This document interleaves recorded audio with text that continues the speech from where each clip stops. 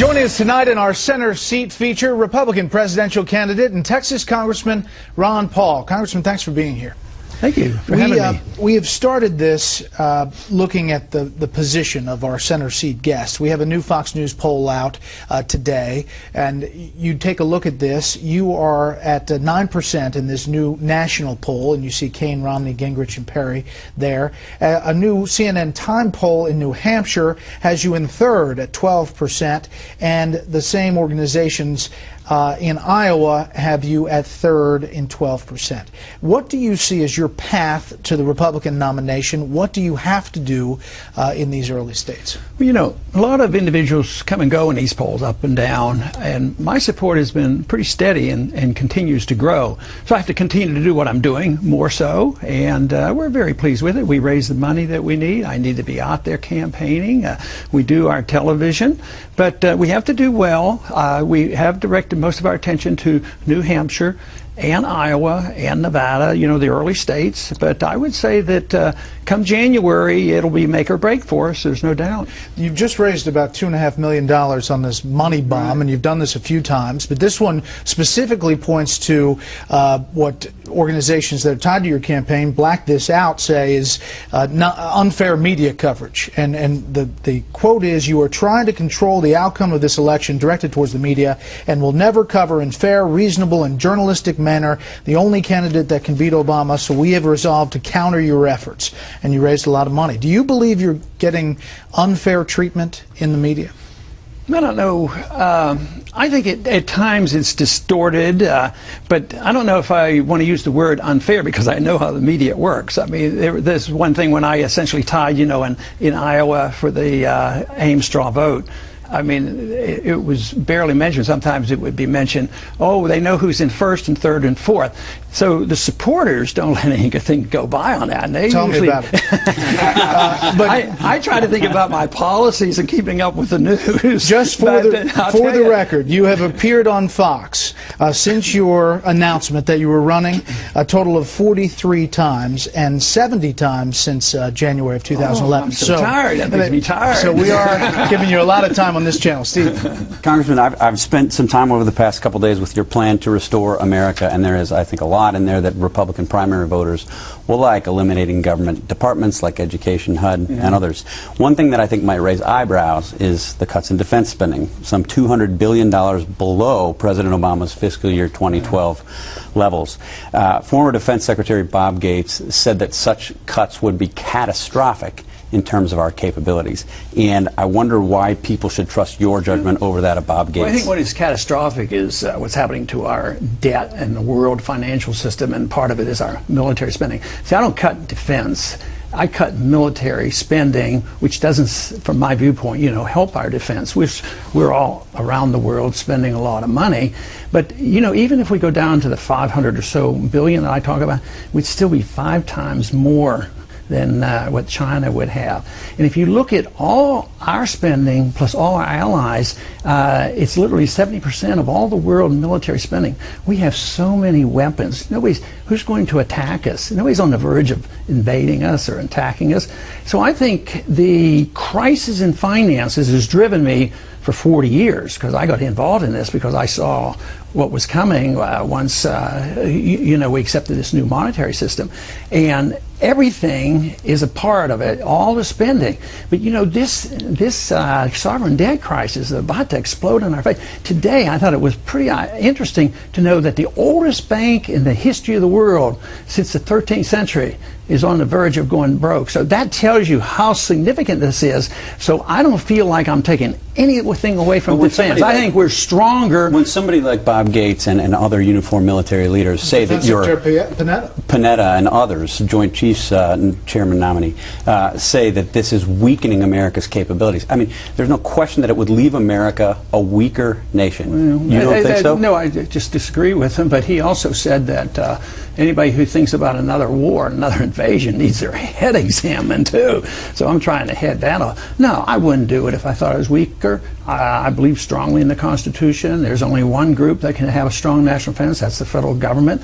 But I think the participation in bankrupting this country will be defeated more by what's happening here with our finances. Another downgrade coming?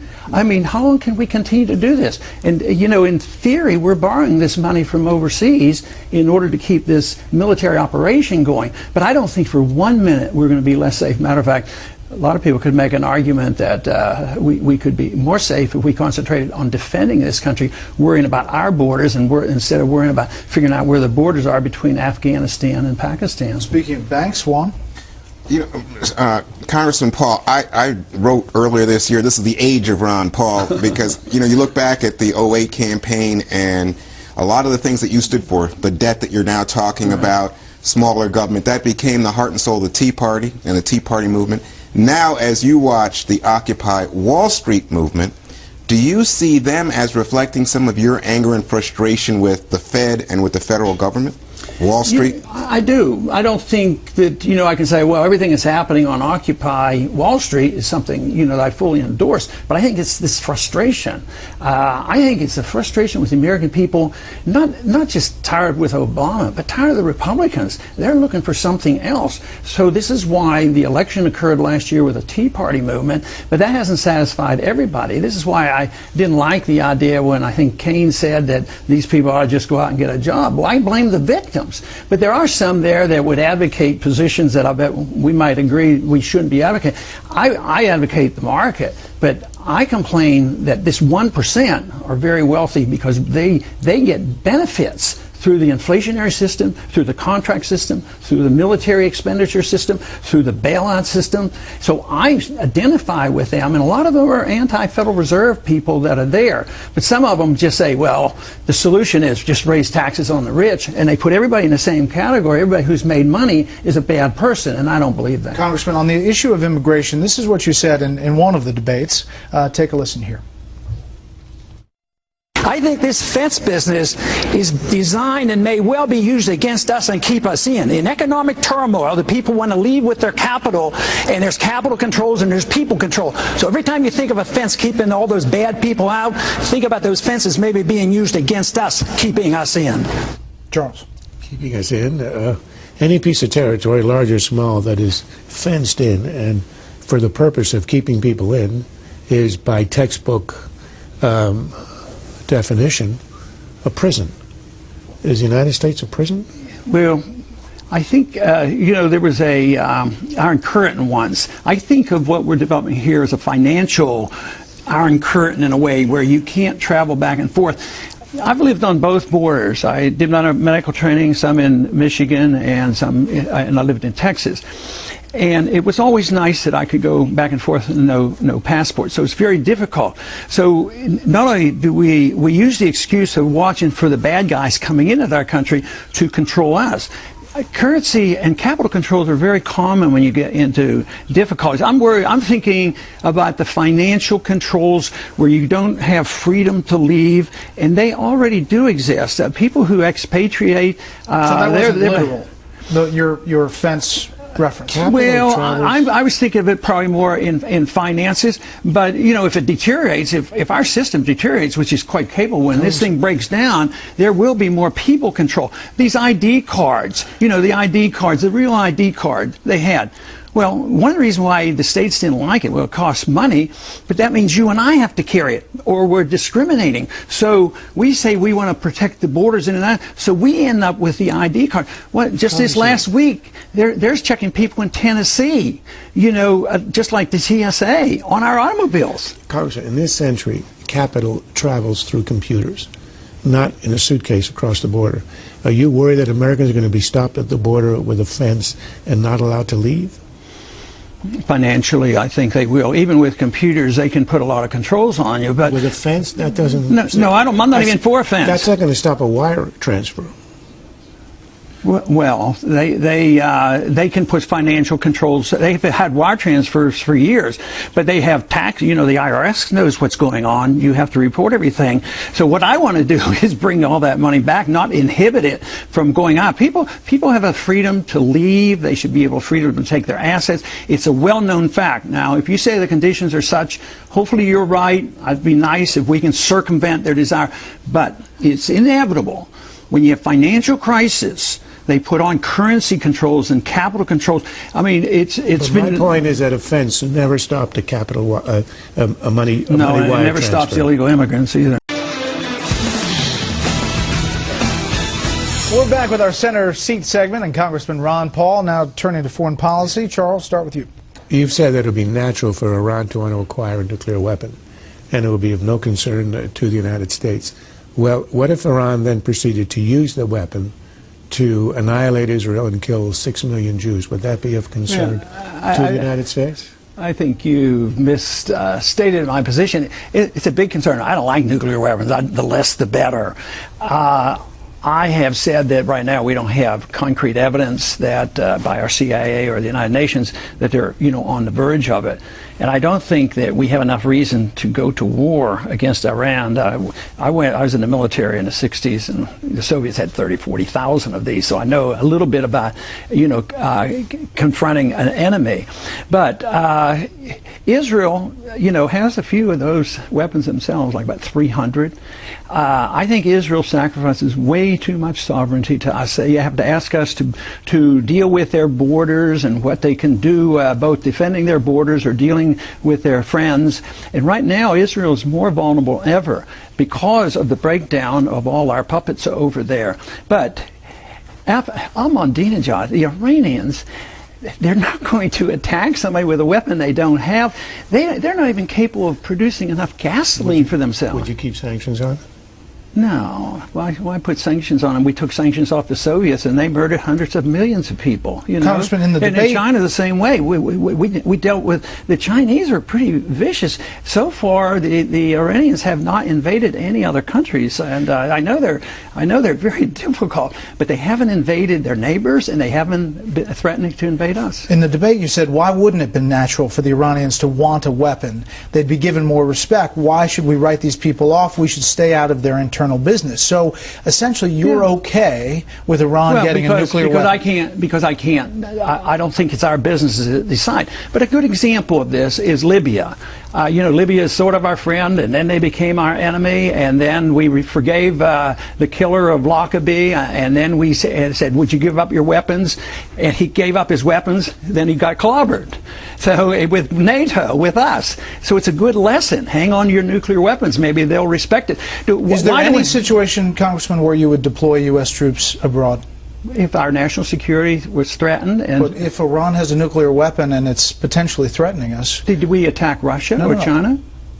They had a lot of nuclear weapons. We didn't attack them. That was 1,000 times more dangerous. So deterrence with Iran would be your policy. We had lots of sanctions on Russia and China. Yeah, but we eventually gave up, and Reagan talked to them. We talked to them, and we took off the sanctions. We traded with after 50 China. years. Well, I think it's the policy is wrong. It does more harm to us. I think it makes Israel much less safe. We have undermined that. Just look, Turkey's not exactly their best friend now. Egypt now, they're going to radical Islam now. Tunisia, it's going to be Islamic as well. So they're less friendly with Israel now. So I think this is all going to back. Besides, we're going to go broke. We're not going to be able to maintain this forever, and that's why I think we should have a different foreign policy and treat them at least equal to the way we treated those horrible Chinese. We've been working. See, I was in high school when we went to war against Korea, and here we are all these years later. I liked it much better when Nixon went and opened up the doors with China. We're not talking about war. You want to lift sanctions. That's not war. Well, it is. War. The first thing you do when you go to war, you put boycotts on them and you blockade a country. It is, in many ways, an act of war. Steve. After the killing of Osama bin Laden, you said of the raid, there could have been a better way to do this. Would President Paul have authorized that raid into Pakistan? No, since I suggested a better way, I would go back. You would not have authorized that? Well, so Osama bin Laden would be alive today? I said, no, let me answer. I said there was a better way, and the better way was what I originally said after 9/11. I voted for the authority, I voted for the funds, go after them. A couple hundred of our special forces had them trapped and walked away at Tora Bora. Okay, and well, wasted 10 that didn't years. happen. I'm talking about Yes, 2011. Okay. What I'm saying, he's a bad guy, we should have done it, and the better way was doing it 10 years ago instead of going in and wasting all these American lives. So you would not, because that didn't happen, No, in but 2011 you would not have authorized that raid into Pakistan. Well, I think since KSM was delivered to us by Pakistanis, that we should at least talk to them, sure. I mean, what is so terrible about that? Why? But Despite right the now, fact that he was living look at what, in look the at what the garrison results city. are. I said this was a risky way because now we're lobbing missiles over there. Our drones are bombing. At the same time, we're giving money to the government. There's a civil war going on, and we've created this because we support a government that's very unpopular, and that's what it leads to. Now we have Karzai saying, you know what? When the war breaks out, we're supporting Pakistan against America. Sorry to interrupt you. We have a hard break to hit. We have much more to talk about. We'll continue this discussion. Juan has a great question. Special Report Online continues right after the show. Welcome to another edition of Special Report Online. I'm Brett Baier. This is our Center Seat segment, a special segment with Republican presidential candidate Ron Paul. Thanks for sticking around. A lot of people typing in. By the way, we have a poll up. In our Fox News poll today, you were in fourth, but in this poll online, you get 49% of those typing in. A lot of questions, many people asking a variety of things. Here's one. Asking about your immigration policy. You got into the fence situation, but they want to know specifically how would you handle immigration? Well, of course, that's a fairly complicated subject. I've written a pretty long paragraph in my last book on immigration. But basically, I think we should have more border patrols and better immigration work. So you would put troops on the border? No, I don't want troops, but I want facilities. I want the border guards, not the border guards, but the immigration people. I think we're very inept. But I think it's an economic problem. You know, if we were a thriving economy, we'd be short of labor and we'd want labor to come in. So economics is a bad thing. The welfare system has something to do with it. Because it is true, and I know people argue with us on this, but it is true that some of our people don't work because they lose too much money if they go to work and they get off welfare. So I think there's some of that. So the welfare system discouraged some of our workers. But it also, the mandates from the federal government are very detrimental. In Texas, we have hospitals going broke and schools going broke. So they come over and they get these free services.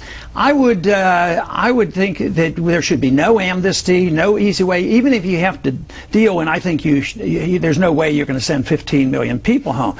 But you should deal with something with a different category, but they shouldn't get the right to vote very easily. There should be no rewards for breaking the law. But I would like to see a more efficient immigration at the border. Juan.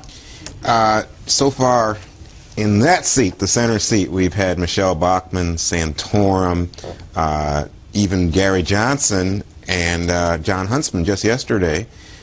Now, when we asked about whether or not they would support you, if you are the Republican nominee, we got a lot of hesitation, reservations. Is it the case that you will support whomever the Republican nominee is?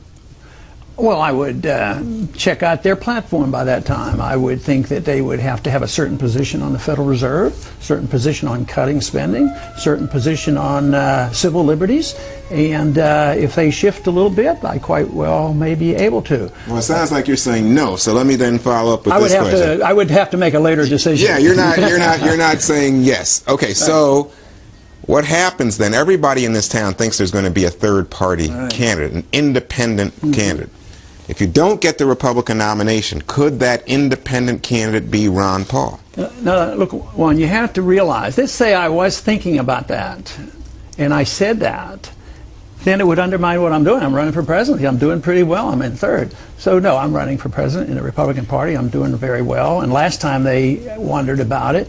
But, you know, the whole thing is boy, the people are really frustrated. You go to New Hampshire, there are more independents than Republicans or Democrats. Well, that's true. Well, how about this? How about this? Nationally, yeah, so there it is. But what you're saying is you are not saying that you will not run as an independent. Well, what I say is that I have no plans to do it. All right. So how about, are you big on pledges? Would you pledge here tonight that you would not run in a third party? I pledge that I have no intention of doing it. All right. I'm running for this Republican primary. That sounds pretty political, Congressman. Well, Okay. you know, I have to vacillate a little bit in my life. Okay. We need a grammarian who'll work on that sentence. Steve? I wanted to revisit our discussion about Osama bin Laden and the Taliban. After the raid, you said this: we have created a lot of enemies because that's what the Taliban is all about. They're organized and they're motivated by the fact that we're occupying their land. Which land? Which Taliban land were we occupying on 9/11? On 9/11, we had a major air base in Saudi Arabia, and they wrote and talked about it, and they complained about it. But the Taliban, not in Afghanistan. No, just America's in the Middle East on their holy land, which aggravated the Al-Qaeda at that time. Now, the Taliban's a little bit different because their goal is not to come over here. Al-Qaeda will come over here. So that's quite a bit different. But Talibans are, you know, people who want to just get us out of their country. That's why it's Afghanistan and all. But, you know, we went into Iraq. There was no Al-Qaeda there, and they're there now. Everybody recognizes that there's not a huge number, but there are probably hundreds of Al-Qaeda. They weren't there before. The Christians have been run off from Iraq, and now Iraq is much closer to Iran than ever before. So I don't think there's much victory there. Well, there were Al-Qaeda in Iraq beforehand, but I won't. I'll let Charles There's a whole next. book on We that. could do about a 3-hour debate on that, but I'll let Charles go next. All right, Congressman, 1 + 1 equals 2. That's this person's login. What area of policy are you weakest in? What area? Well, I only have one subject that I'm interested in, and I don't consider myself weak, and that is the defense of liberty, because I think that's what America's all about, and I know what it is. I know what it means to be free and what civil liberties mean and what it means to the free market, and also it advises about our foreign policy. At the same time, the founders understood this very clearly, and they wrote a document which, fortunately for me, endorses the idea of individual liberty. So it's individual liberty I feel very strong in. I would say my weakest trait would be that I could always improve on my delivery, you know, and convince people. But young people with more open minds and open hearts, they seem to understand what I'm saying. You did well in the delivery of that non-pledge. Mike in Bogota writes, what is your stance on global warming? Man-caused? Partially, but I think the radical environmentalists have taken it over. Just recently, some major publications and universities have made some reports on this that, to me, are very, very strong. And these are scientists that says that it's been way overblown. So I read about that in the book, but think that the environmentalists take advantage of it. But to say that man doesn't contribute, but the statistics that show long term, hundreds if not thousands of years, we're not about, to melt. Besides, one thing that really made me wonder about this, when they took some of these same scientists now that talked about a warming trend, they were worrying about an ice age 30 or 40 years ago. That made me wonder, what's going on here. But the reason that we don't do well for libertarians and conservatives is they think that if we don't endorse the EPA, we don't care about the environment. So I think it makes a point that we ought to be much better in defending the environment as property rights people, rather than saying that we have to depend on a bureaucrat from Washington making sure the environment is protected. Charles. You're a defender of liberty. Is there any drug you would not legalize under your administration if you were in power? Could I walk into any store and buy marijuana, heroin, meth, or crack cocaine? Is there any that you would? Well, not allow me to buy on the free market. Yeah, the way I understand the Constitution, the federal government shouldn't be in this business of legalizing anything, so the federal government shouldn't make anything illegal. But the states have this authority to do it. I mean, the federal government tried to make alcohol illegal, and prohibition doesn't work very well. Meth and alcohol aren't exactly equivalent. Well, yeah, I know, but if you compare it to marijuana, alcohol kills a lot more people than marijuana. I agree, but my position is, to answer your question, my position is the federal government should butt out because they've only been involved in about 100 years and they've sort of messed up. Yeah. We've spent over $1 trillion in the war on drugs, hasn't done a bit of good. The states still have prerogatives on alcohol. They have it, and they can protect children and do all these things. So yes, there's a way. It's not like when you legalize something, you endorse something. It's just dealing with it in a different manner. So the states would still have a prerogative on dealing with it. If you're a believer in liberty as a principle, and you are, say, the governor of Texas, why would you, as governor of Texas, any more want to make it illegal to purchase crack than you would if you were the president? I understand the principle of federalism, but as a matter of principle, why would you, as governor, not want to cancel all the laws in Texas that outlaw the purchase of these drugs? Why would you want to cancel out what the founders gave us in our documents? And it was always legal up until last century, at 19. So you would legalize if you were the governor I would let the states do it, and that would be the way that it's supposed to be done. And it was that way. I don't know why we've given up on liberty so soon, because are you going to use it if somebody legalizes something? This whole idea that it's legal, you're all going to be drug addicts. It depends what you're offering me. Congressman, nobody uses it because it's legal. They use it because it's illegal. On the same line, you have an ad out about pro-life. And what is your position on the federal government's role in abortion? And what should be legal and what shouldn't be legal? If you make that argument on the drugs, are you making the argument then that the federal government should be out of pro-life, pro-choice? Sure. That would be the logical conclusion. But there's a little bit, I mean, when the government's so much involved in medicine, you got to make sure they don't use our money to do abortions. The military, you can have some controls there. But the federal government cannot, I mean, this is the whole reason why Roe versus Wade made such a mess of it. It was a Texas law, they prohibited it. There was Roe versus Wade, they nationalized it. Now, many right-to-life people are saying, what we need is a Supreme Court ruling and amend the Constitution, but they don't accept my bill, which removes the jurisdiction. I would remove the jurisdiction, that's We the People's Act, on these various things, and just say that if the states do something, try to get the federal government out of it. We don't want the Supreme Court legislating as they did in Roe versus Wade. So I would apply the same rule to that.